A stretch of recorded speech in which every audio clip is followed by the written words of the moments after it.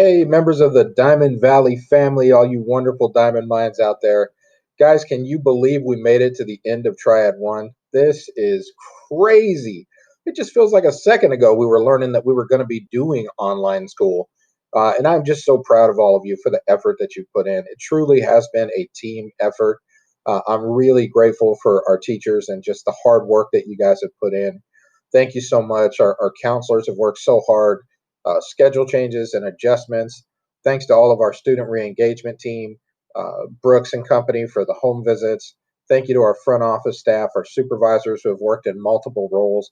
And one of the groups that's just unsung heroes on our campus, every Monday and Thursday, our nutrition services team, Adrian and everybody who works over in our nutrition services team, they are out there in the heat, handing out hundreds and hundreds of meals on Mondays and Thursdays, and I'm just so grateful for them. Thank you guys for your hard work in serving our community and our kids and making sure that everybody's taken care of. Ladies and gentlemen, just a few reminders for you. Dr. Barrett will be at our staff meeting this week on October 7th.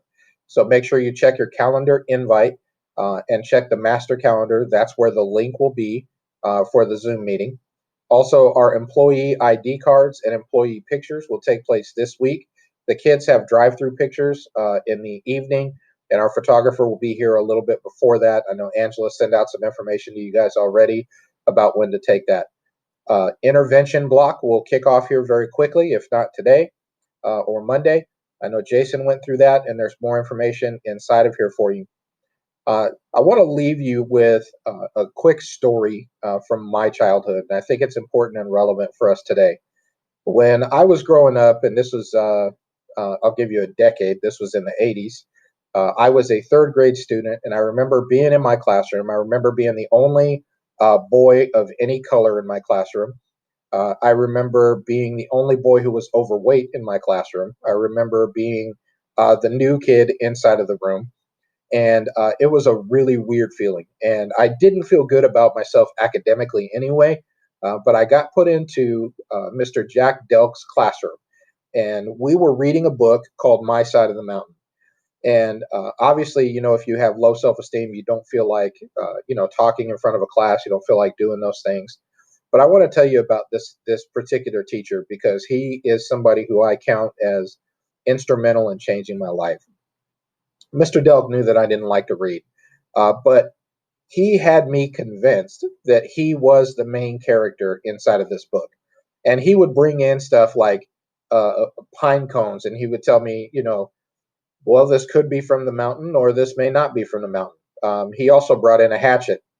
It was the 80s, guys. We did stuff differently back then. No, he didn't let me hold it in class, but he brought in cool stuff all the time, and he kept me intrigued and interested. And even though I wasn't participating at the time, I always felt like he was doing everything he could to keep me engaged in the class. And eventually, I started to feel comfortable in his classroom to the point where I would begin to read. And then as I read, even though I wasn't good at it, he gave me positive encouragement and feedback. And he would say, "Hey, you did a great job with that." Sometimes it was just a pat on the back, or it was a pencil that he would give me before I went out to recess. And because he gave me that kind of encouragement, it really turned things around in my life. Now, he didn't know that I would go on to get a master's in English literature or become a published author or any of those things. But he cared as a teacher and he did everything he could to keep me engaged. And I want to encourage you today that you are somebody's Jack Delk. Anybody who works with kids on our campus must do everything possible to keep kids feeling engaged and connected with us. And I want to applaud those of you that are doing such a great job at doing that. And I know sometimes we look at the grades at the end of a triad and we can feel really discouraged. We can look at the amount of work that's being turned in and we can feel really discouraged.